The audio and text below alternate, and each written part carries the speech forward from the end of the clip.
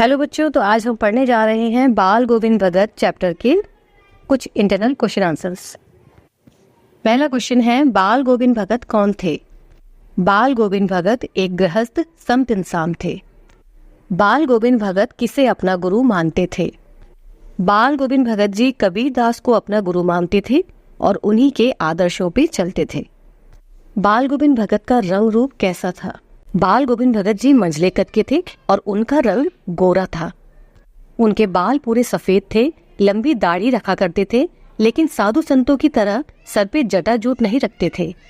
भगत जी की उम्र 60 वर्ष के आसपास की थी। बाल गोविंद भगत जी अपने माथे पर टीका लगाकर रखते थे।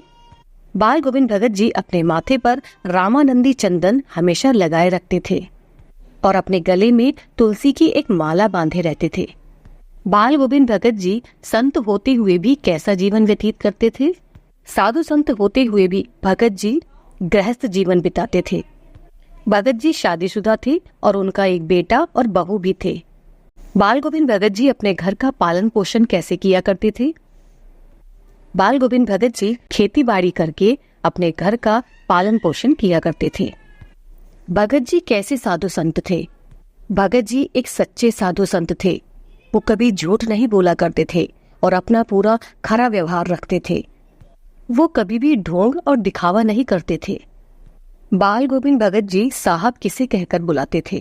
बाल गोविंद भगत जी कबीर दास जी के भक्त थे और उन्हें ही साहब कहकर बुलाते थे। भगत जी अपने खेतों का पहला अनाज किसके दरबार में लेकर जाते थे?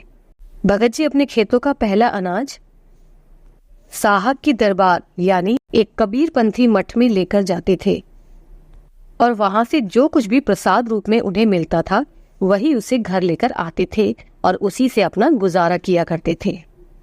भगत जी की दिनचर्या कैसी थी? भगत जी सुबह सवेरे उठकर नदी स्नान करते थे और फिर अपनी खंजरी लेकर गीत गाने लग जाते थे। यही उनकी दिनचर्या रहती थी।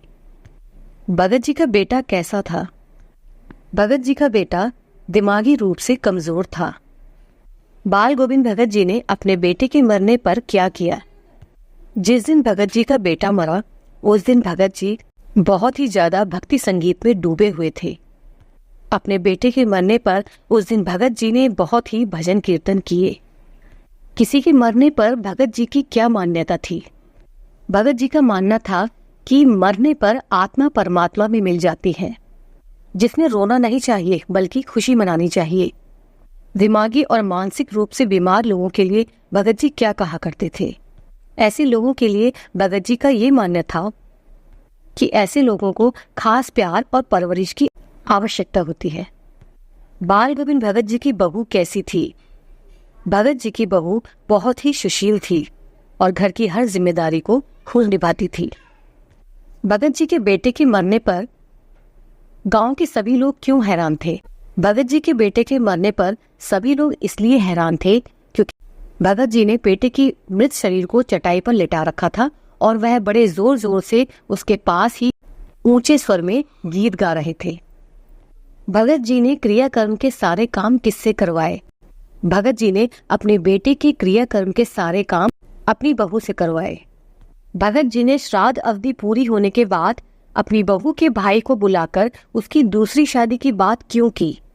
क्योंकि भगत जी अब बूढ़े हो चले थे और वो नहीं चाहते थे कि उनकी वजह से उनकी बहू का जीवन खराब हो।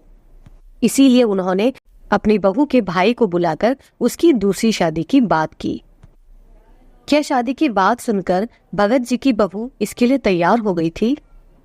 भगत जी की बहू इस शादी के लिए तैयार नहीं हुई क्योंकि वो जानती थी कि उसके जाने के बाद भगत जी की सेवा करने वाला कोई नहीं होगा।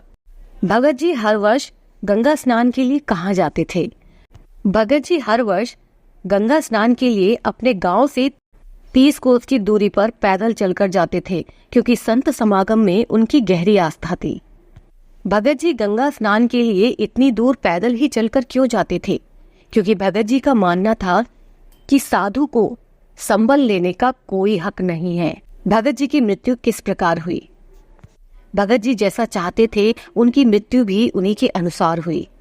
भगत जी का 4-5 दिन से उपवास के कारण तबीयत खराब हो गई थी। लेकिन फिर भी वो पूरी मस्ती के साथ भजन कीर्तन करते रहते थे। और एक दिन संध्या में आखिरी बार गीत गाकर उन्होंने अंतिम सांस ली।